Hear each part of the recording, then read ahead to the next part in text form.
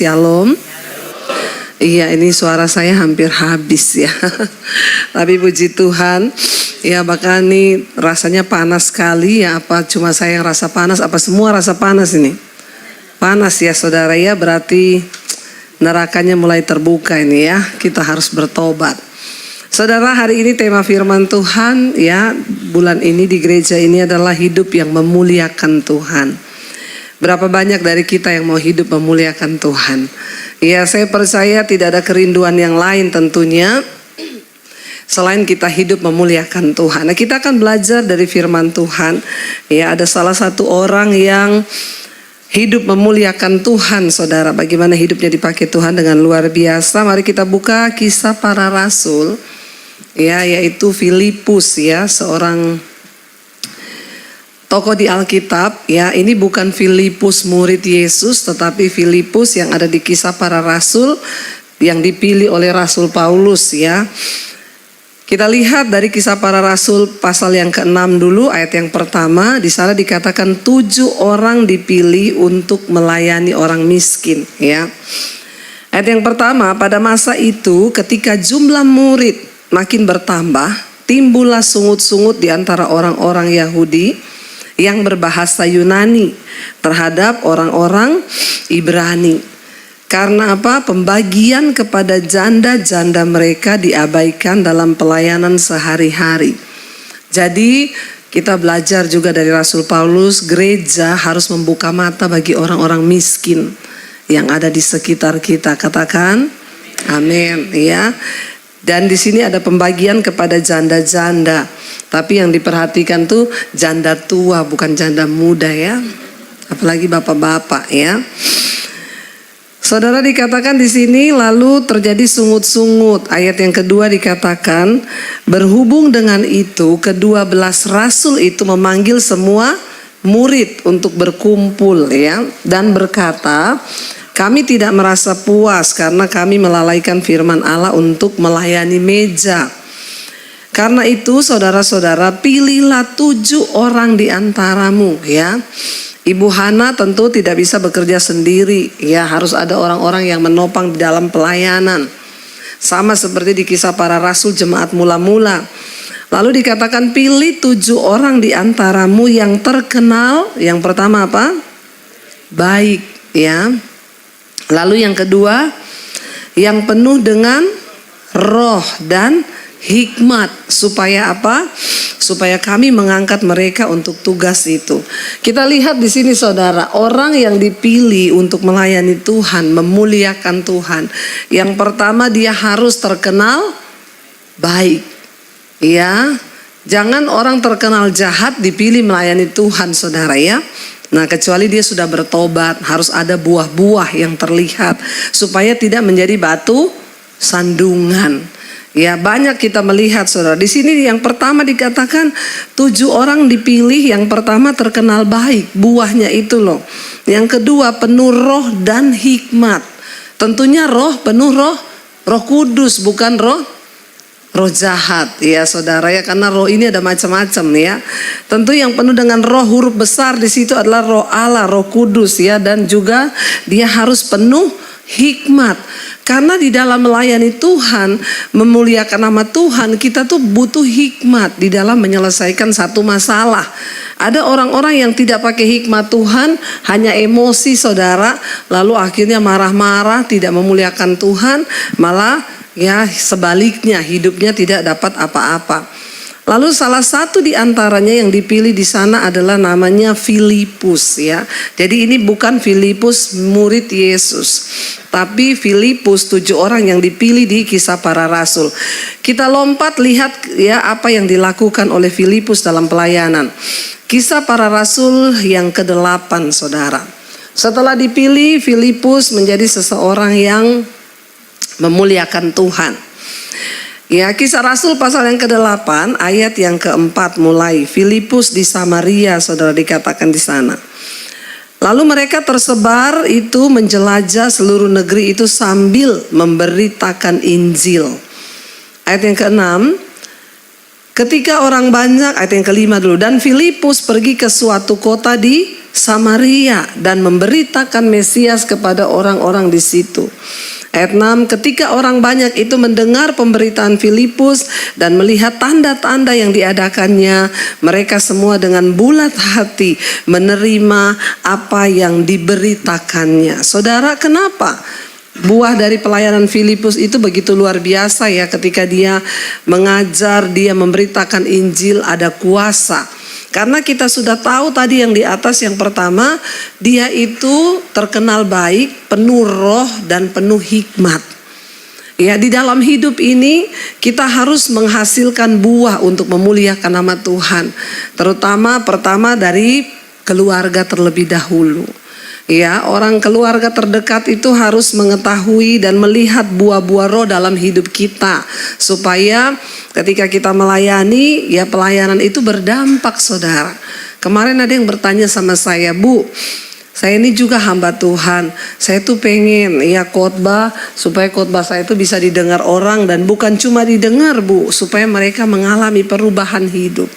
Apa yang harus saya lakukan? Saya bilang ya cuma satu, hidupi yang kamu khotbahkan dan khotbahkan apa yang kamu hidupi. Amin.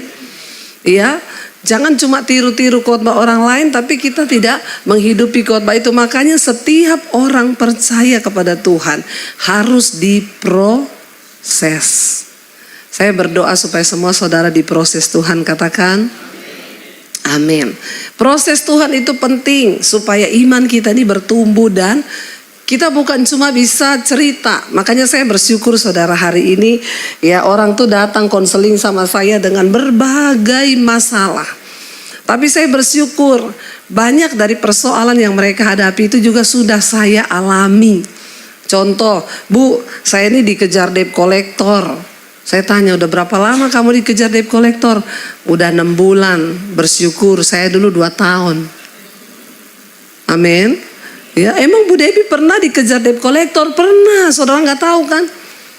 Ya, kita mau bayar rumah, nggak bisa bayar rumah di Jakarta. Akhirnya kita gesek kredit card, ambil uangnya tunai untuk bayar cicilan rumah. Karena saya pikir rumah lebih penting lah. Kita bayar cicilan rumah pakai gesek kredit card, ternyata bunga berbunga, gulung menggulung, nggak bisa bayar. Sampai akhirnya debt collector datang ke rumah saudara. Teriakin kami dari pintu rumah.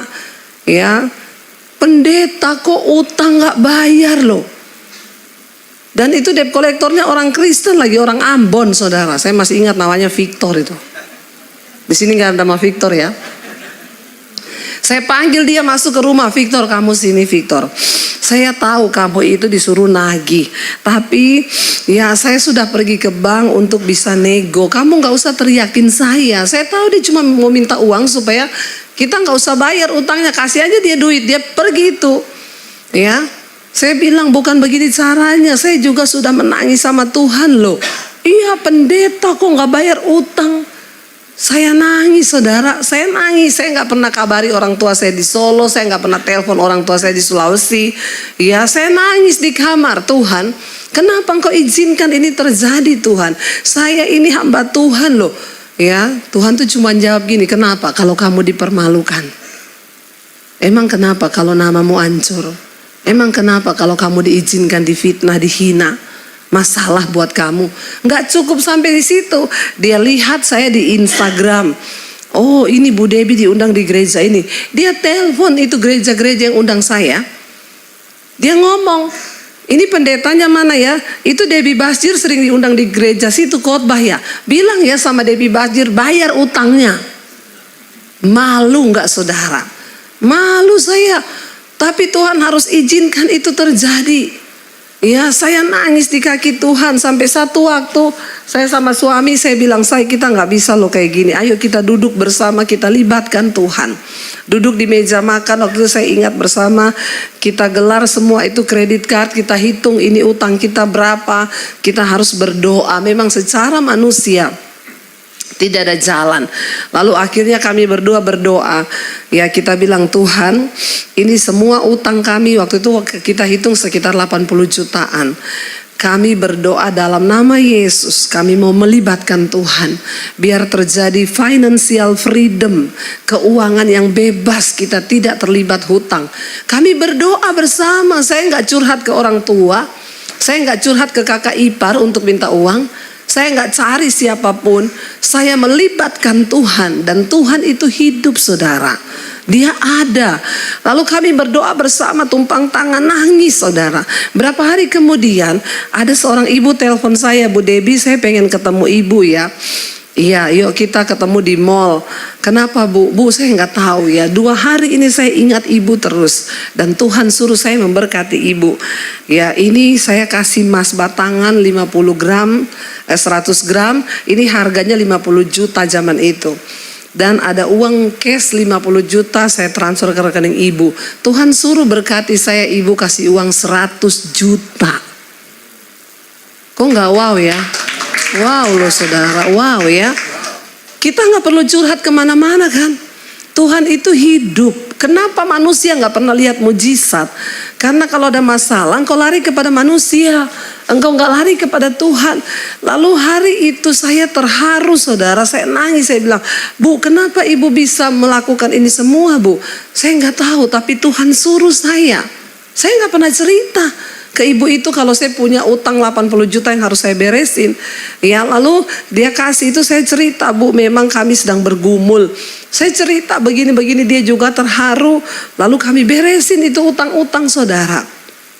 Ya, dan kami mulai berjalan. Tuhan, apa yang bisa kami kerjakan, kami mau kerjakan. Pokoknya kita nggak buat beli tas loh, gesek kredit card, saya beli tas, beli jam, beli apa. No, benar-benar untuk kebutuhan hidup. Tapi Tuhan bilang, aku harus izinkan itu terjadi. Dan ketika saya diberkati, saudara, saya ganti uangnya ibu itu. Saya datangi dia dan saya bilang, Bu, ibu ingat dulu ibu pernah tolong saya di masa susah. Sekarang saya sudah diberkati Tuhan, Bu. Saya mau kembalikan uang. Dia peluk saya, dia nangis, saudara. Ya, Tuhan itu Tuhan yang dahsyat dan dia hidup. Mari kita memuliakan nama Tuhan. Makanya saya bilang saya mengalami itu. Sekarang jemaat datang, Bu, saya dikejar debt collector, Bu. Kalau besok saya nggak bayar 6 juta, saya nanti gini. Saya bilang cari Tuhan, jangan cari manusia. Saya juga dulu pernah merasakan itu. Saudara, supaya apa saudara? Supaya hidup kita ini memuliakan Tuhan. Bukan berarti orang yang menghadapi masalah itu, ya, oh dia tidak memuliakan nama Tuhan, dia lagi ada masalah keuangan. Saudara, di dalam segala persoalan hidup sering Tuhan izinkan terjadi. Supaya apa? Supaya hidup kita ke depan bisa menjadi berkat bagi banyak orang. Kita bisa cerita. Jadi kalau saudara tidak pernah mengalami, saudara nggak punya pengalaman kan? Makanya saya berdoa sekarang, kalau saudara difitnah, ya saudara direndahkan, terima saja. Percaya, datang sama Tuhan, berlutut di kaki Tuhan, supaya kemudian kita ini punya pengalaman yang bisa kita ceritakan kepada orang lain. Bagaimana kita bisa mengalami memuliakan nama Tuhan? Alami Tuhan secara pribadi. Kisah hidup saya bersama dengan Tuhan tuh kalau dibikin buku mungkin ya nggak tahu berapa seri bukunya. Saudara juga adalah saksi hidup kami dari Solo berangkat ke Jakarta tidak mudah, saudara. Tapi hari ini saya melihat apa yang membuat akhirnya saya bisa diundang. Kemarin kami baru pulang 5 minggu di Amerika, saudara. Mungkin juga ini yang bikin saya drop ya. Di sana minus 26. Kita di salju terus, begitu pulang sini 36 kali derajat di sini ya. Panas sekali saudara. Jadi waduh langsung saya drop ya. Kayaknya mungkin lebih cocok di Amerika ya.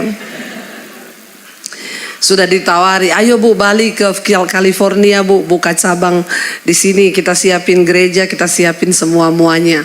Saya bilang masih tanya Tuhan dulu. Ayolah pindah aja ke Amerika, nanti Bu bisa pelayanan YouTube dari sini. Tanya Tuhan dulu ya.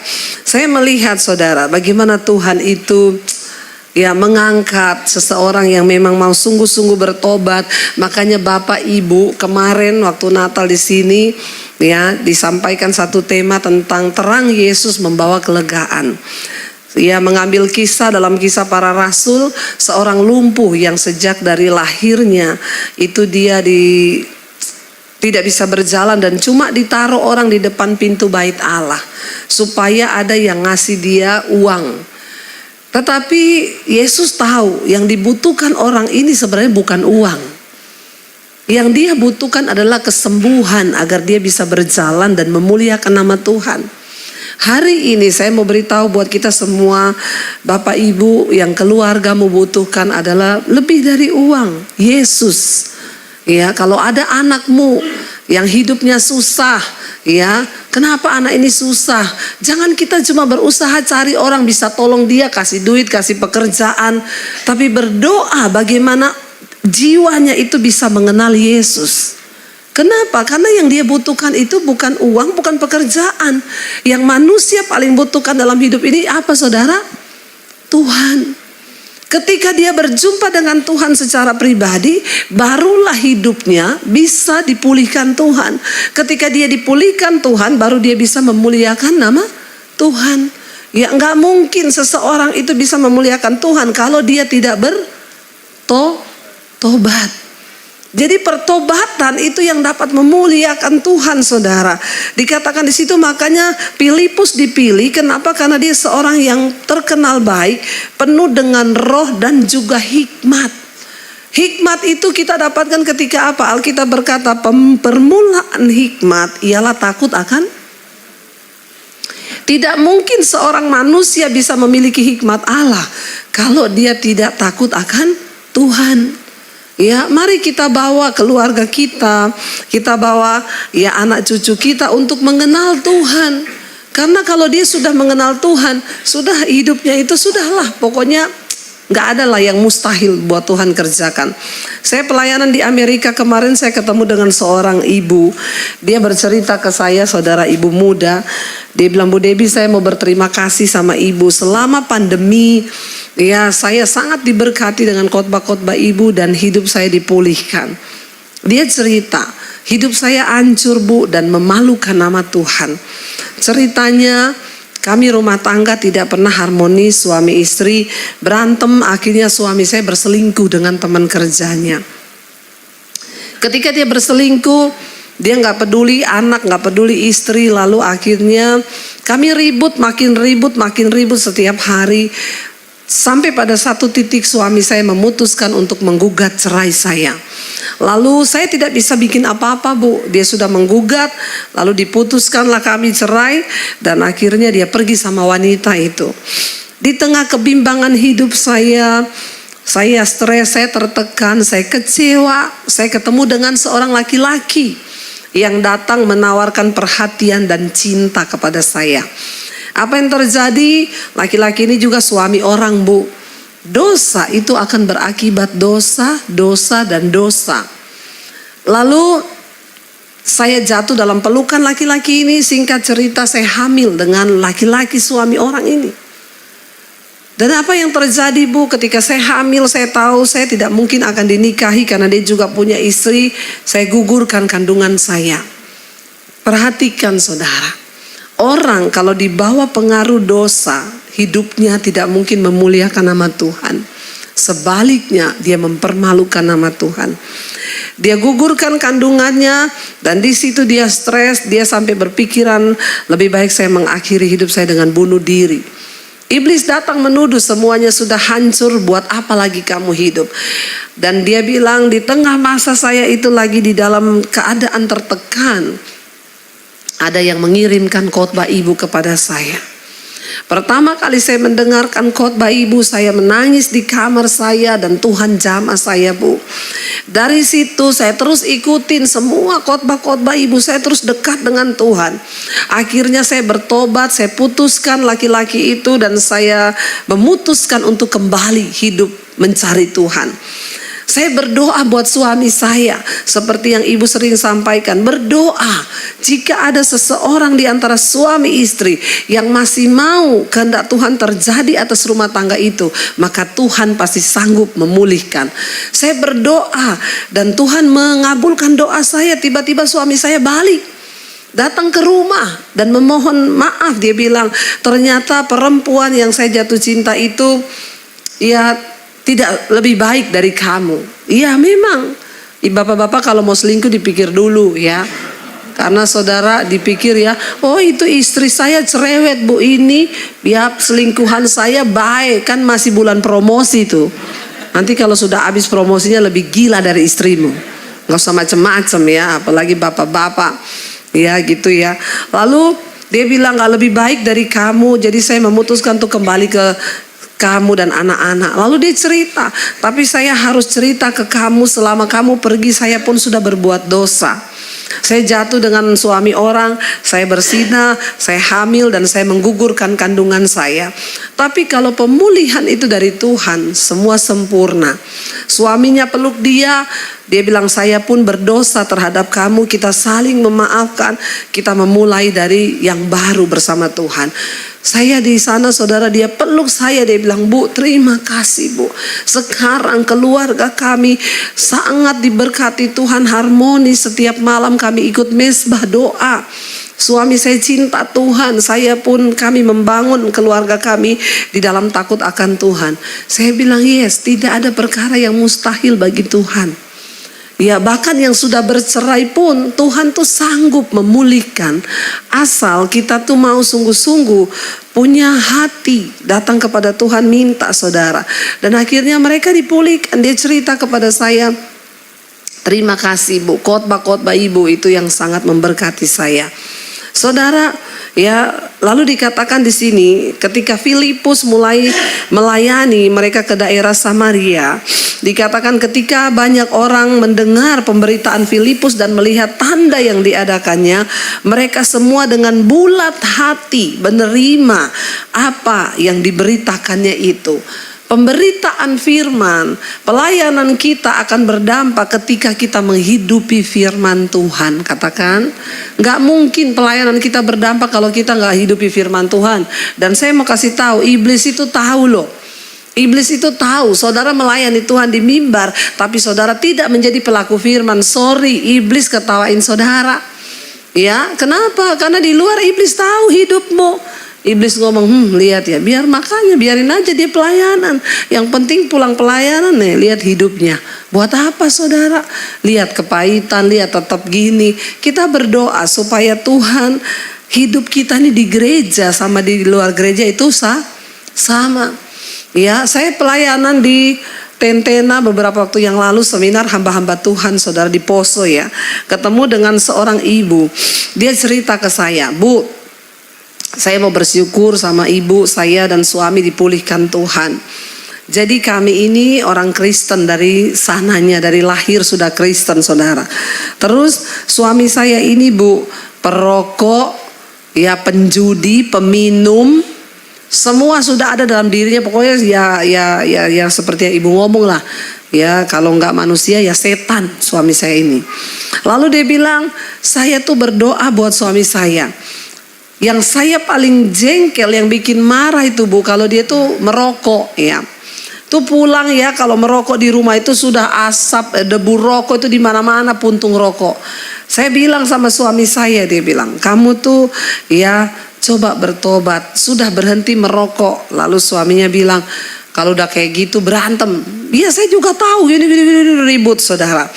Tapi dia bilang akhirnya Bu, setiap hari saya tuh pokoknya ribut soal rokok. Saya bersihin abu rokoknya. Saya bilang kamu telan sama puntung rokoknya, biar enggak kotor rumah gini.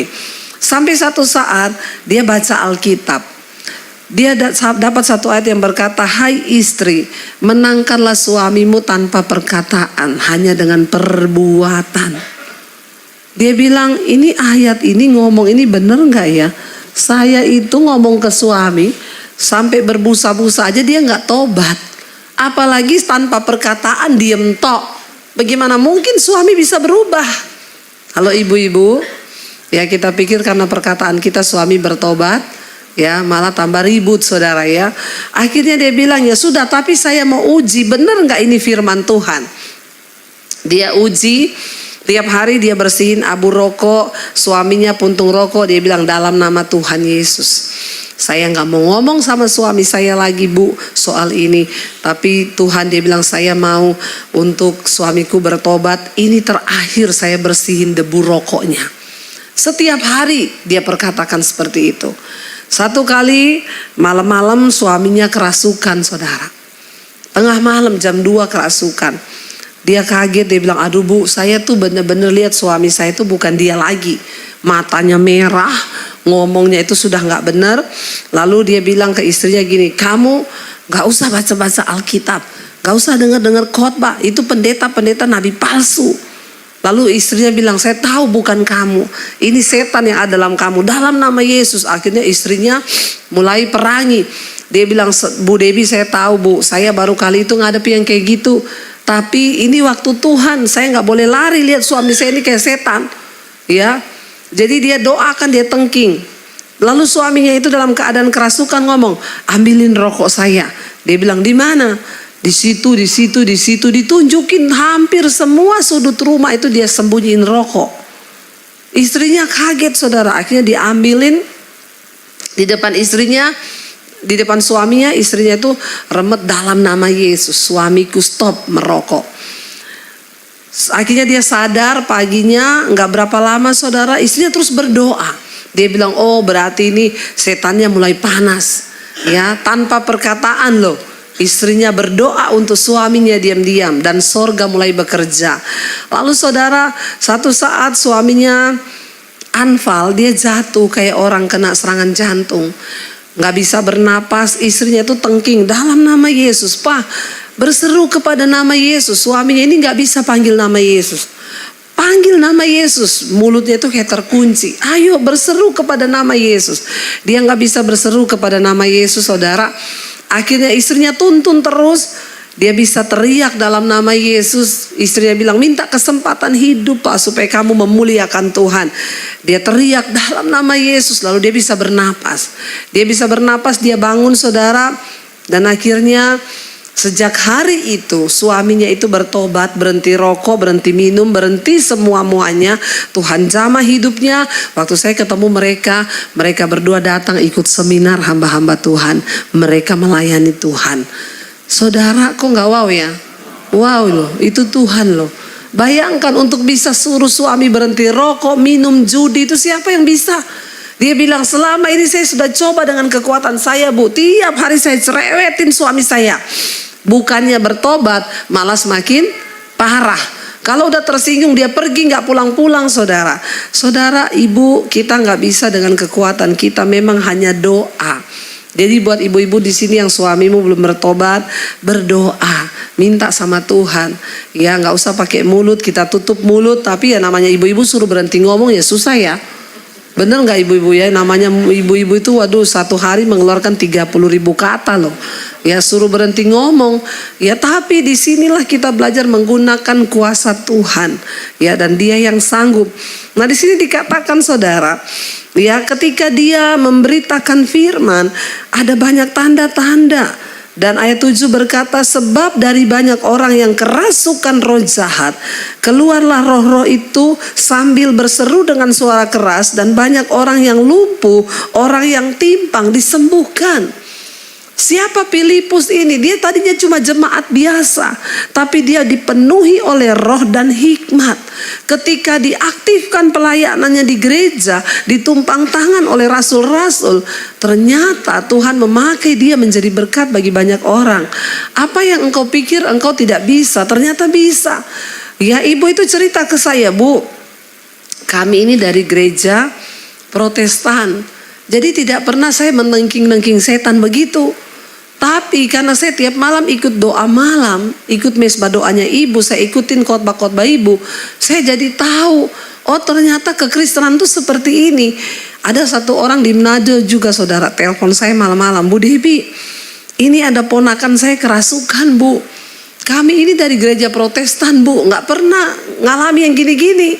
Saya bilang ini waktunya ibu pakai kuasa Tuhan. Jadi dia bilang, saya tuh lagi tiap malam nonton mesbah doa satu keluarga.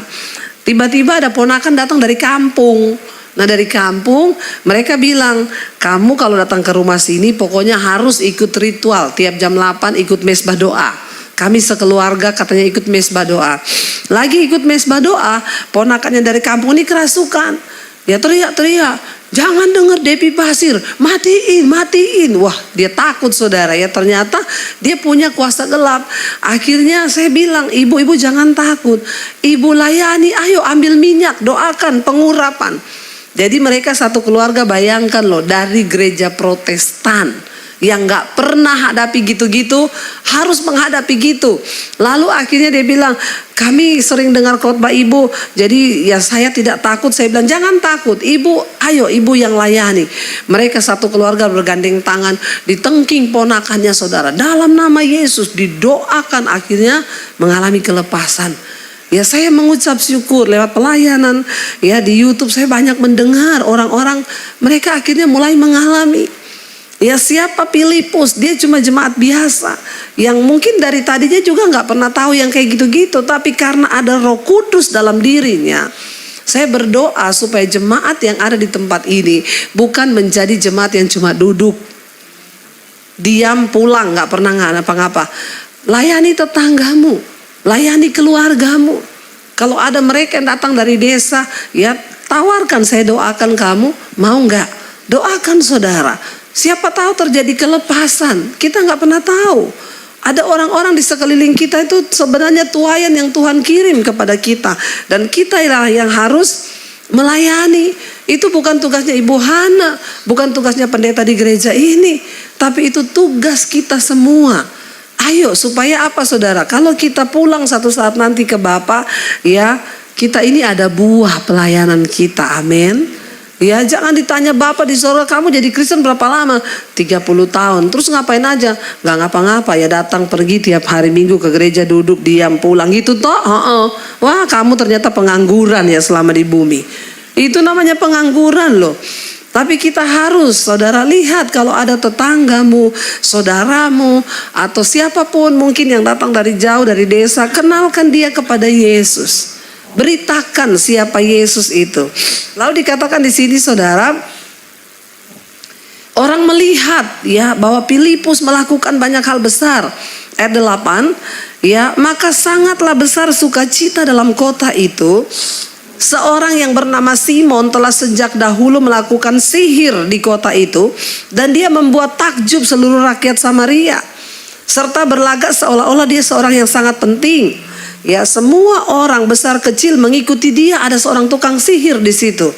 Ya orang ini ya dikatakan semua orang itu mengikuti dia dan berkata, orang ini adalah kuasa Allah yang terkenal sebagai kuasa besar, padahal tukang sihir. Ya, dan mereka mengikutinya karena sudah lama ia menakjubkan mereka oleh perbuatan sihirnya. Tetapi sekarang mereka percaya kepada Filipus yang memberitakan Injil tentang kerajaan Allah, tentang nama Yesus Kristus, dan mereka memberi diri mereka dibaptis, baik laki-laki maupun perempuan. Ya, dan dikatakan di sana Simon sendiri juga akhirnya apa? Menjadi percaya. Ya, dan sesudah itu ia dibaptis saudara. Wow, bagaimana pelayanannya Filipus ini sangat berbuah ya. Bahkan Simon ya seorang tukang sihir itu bertobat, dibaptis, dan dia senantiasa bersama-sama dengan Filipus dan takjub ketika ia melihat tanda-tanda dan mujizat yang besar yang terjadi. Bahkan seorang yang tadinya ikut kuasa gelap akhirnya bertobat mengikut Tuhan karena pelayanannya. Lalu kita lompat saudara, saya pengen lihat ya. Filipus juga mempertobatkan seorang pejabat dari Ethiopia. Ayat 26, Kisah Rasul ayat yang ke-8. Sida-sida dari tanah Ethiopia judulnya di sana ya. Ayat 26. Kemudian berkatalah seorang malaikat Tuhan kepada Filipus, katanya, bangunlah dan berangkatlah ke sebelah selatan menurut jalan yang turun dari Yerusalem ke Gaza. Jalan itu jalan yang sunyi. Lalu berkatalah Filipus adalah seorang Ethiopia, seorang sida-sida pembesar dan kepala perbendaraan Sri Kandake, ratu negeri Ethiopia, yang pergi ke Yerusalem untuk beribadah. Sekarang orang itu dalam perjalanan pulang dan duduk dalam keretanya sambil membaca kitab Yesaya. Ayat 29, lalu kata Roh kepada Filipus, pergilah ke situ dan dekatilah kereta itu. Filipus segera ke situ dan mendengar sida-sida itu dengan membaca kitab Nabi Yesaya. Kata Filipus, mengertikah Tuhan apa yang Tuanku baca itu? Ditanya sama Filipus karena Roh Kudus menyuruh dia pergi ke sana. Nas yang dibacanya itu berbunyi seperti berikut: seperti seekor domba ia membawa ke pembantaian, dan seperti anak domba yang keluh di depan orang yang menggunting bulunya, demikian ia tidak membuka mulutnya. Dalam kehinaannya dia sedang membaca nubuatan Yesaya ya. Lalu dikatakan, maka sida-sida itu 34 kepada Filipus dia berkata, aku bertanya kepadamu tentang siapakah nabi berkata demikian, tentang dirinya sendiri atau tentang orang lain? Maka mulailah Filipus berbicara dan bertolak dari nas itu ia memberitakan Injil Yesus kepadanya. Dan saudara, akhirnya orang itu pun juga bertobat menerima Yesus sebagai Tuhan dan Juru Selamat. Saudara, di luar sana ada begitu banyak orang yang tidak mengerti firman Tuhan. Saudara dan saya, kitalah yang akan dipakai Tuhan untuk apa? Untuk membawa pemberitaan tentang kebenaran. Saya bersyukur Tuhan itu membawa saya hari-hari ini. Saya ingat ya, saya hampir membuka gereja di tahun 2020 di Jakarta. Kita sudah mau sewa tempat ya, dan sudah nego harga. 2020 itu awal pandemi, saya ingat Februari itu saya harus bayar DP untuk sewa gedung buka gereja. Saya pelayanan ke Manado. Di Manado ada seorang hamba Tuhan, dia berdoa buat saya, lawatan Tuhan terjadi. Dan dia berkata kepada saya, Bu, Ibu jangan buka gereja tahun 2020. Karena Tuhan akan membawa Ibu ke pelayanan dimensi yang berbeda. Dan tahun depan 2020 itu dia bilang, Ibu akan dikasih Tuhan tuayan raja-raja. Saya berpikir ini orang bernubuat alay lebay ya, tuayan raja-raja. Saya tidak pernah berpikir tuayan raja-raja. Akhirnya ya saya cuma amini dalam hadirat Tuhan, uji apakah itu benar terjadi. Saya balik ke Jakarta itu Januari saudara, karena itu pelayanan Natal Desember 2019. Saya balik ke Jakarta akhirnya masuk awal 2020. Saya pegang nubuatan itu, tapi kami sudah terlanjur nego gedung untuk kami sewa buka gereja. Februari itu sebelum lockdown, sebelum corona datang menyerang, ya saya sudah ditanya, Bu, Ibu jadi sewa tempat? Saya bilang jadi. Ya udah Ibu DP dulu, nanti setelah DP baru ya kita bicarakan. Tiba-tiba cuma terlintas di benak saya tuh berdoa begini, Tuhan, kalau ini memang bukan rencanamu, batalkan. Saya nggak mau buka gereja karena keinginannya saya sendiri, tapi biar karena keinginan Tuhan. Kalau bukan kehendak Tuhan, Tuhan batalkan. Tiba-tiba saya ngomong ke orang gedung itu, Mas, saya bisa pindah jam atau pindah hari? Oh, Ibu mau rencana pindah hari atau pindah jam? Iya. Kalau gitu jangan bayar dulu, Bu, kami meeting dulu. Gini aja deh, Ibu tentukan mau jam berapa, karena harganya beda. Kata gedung itu karena di mall di Jakarta, itu harganya beda. Jadi Ibu tentukan dulu kapan kami meeting, ada kesepakatan harga, baru kami kasih ke Ibu. Setelah itu saudara, saya bilang berarti ini saya nggak usah DP dulu, saya sudah hampir transfer itu sewa gedung. Dia bilang, iya Ibu tahan dulu. Begitu saya tahan, tiba-tiba Februari itu sudah mulai terdengar ya virus, lockdown saudara, akhirnya lockdown. Puji Tuhan, uang saya jadi memang Tuhan luputkan, belum masuk. Saya ya rasa itu kalau sudah masuk kan gedung gitu mana mereka mau kembaliin. Semua yang sewa juga di Jakarta ya mereka bilang ini pandemi, Bu, kita nggak bisa balikin uang. Memang ya semua tidak terpikir. Jadi saya diluputkan Tuhan. Nah setelah itu kami baru mengerti pandemi datang, pelayanan di YouTube itu Tuhan mulai ya bawa kita mulai melihat wah bagaimana Tuhan bekerja. Dan saya juga tidak menyangka saudara, ternyata YouTube ini yang nonton dari kalangan bawah sampai kalangan atas. Dan benar Tuhan mempertemukan kami dengan tuayan raja-raja. Ada begitu banyak pejabat ternyata yang ikut dengan mesbah doa. Ada begitu banyak orang-orang yang punya pengaruh. Lalu mereka mulai WA saya minta untuk datang berdoa, untuk temui. Dan saya melihat saudara bagaimana Ya, seperti Filipus ini, kita nih harus siap sedia memberikan pertanggungan jawab terhadap iman kita. Karena orang di luar sana banyak yang tidak mengerti. Dikatakan di sini pejabat ini dia baca tentang kitab Yesaya, tapi dia nggak mengerti siapa yang lagi dibahas di kitab Yesaya ini. Filipus yang penuh dengan roh hikmat, dia menerangkan tentang Injil Kerajaan Allah kepada pejabat ini. Lalu pejabat ini bertobat, saudara, menerima Tuhan Yesus. Bagaimana Tuhan menyertai pelayanan kami, saudara, saya melihat ya, kita semua perlu berdoa hari-hari ini supaya terjadi penuaian.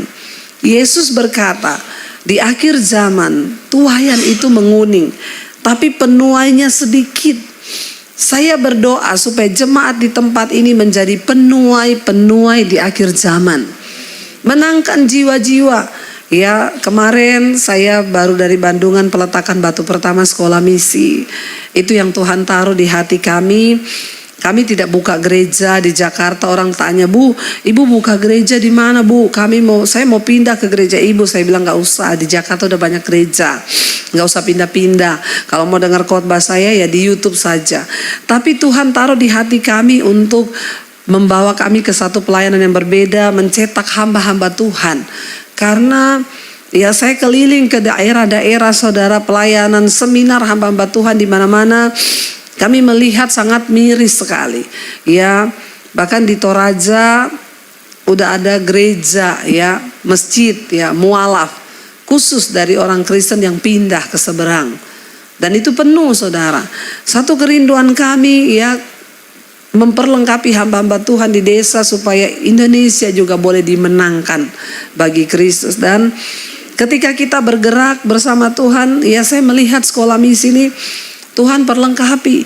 Tadinya setiap kali pulang ke Solo, saya ke Karanganyar, cari tempat, cari tanah, ya. Cari tanah, minta tolong beberapa orang juga, kita sudah tanya-tanya teman-teman pelayanan. Ada yang tempatnya bagus tapi harganya mahal, ada yang harganya dapat, izinnya susah. Lalu saya tuh cuma berdoa aja, Tuhan, kalau ini memang proyeknya Tuhan, maka Tuhan pasti yang akan pertemukan saya. Bagaimana Tuhan akan memulai proyek ini? Secara manusia tidak mungkin, saya uang dari mana? Ini dari mana? Akhirnya Tuhan pertemukan ada jemaat Mesbah Doa di Semarang, dia punya tanah 4.500. Dia persembahkan untuk sekolah misi. Dan kemarin kami sudah ke sana, kita ketemu dengan pemborong, dengan insinyur pembangunannya yang gambar, semua anak Tuhan, dan mereka ya semua nonton Mesbah Doa, saudara. Jadi Tuhan itu mempertemukan kayak puzzle tuh disusun. Bahkan apa yang tidak pernah kami pikirkan, sampai ke pendanaan pun Tuhan sediakan begitu luar biasa. Itu pembangunan miliar, saudara. Siapa saya?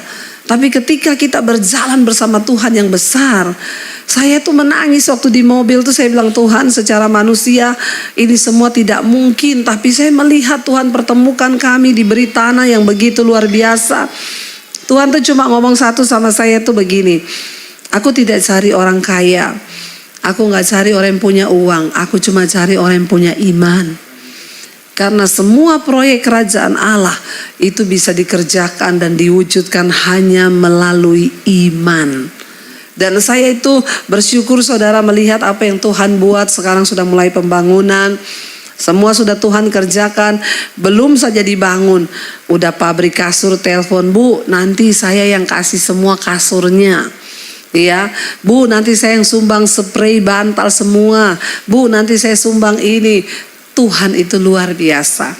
Dan hari ini mari saudara kita hidup untuk memuliakan nama Tuhan. Bahkan kami bersyukur di tengah masa pandemi kita bisa membangun puluhan gereja di desa-desa.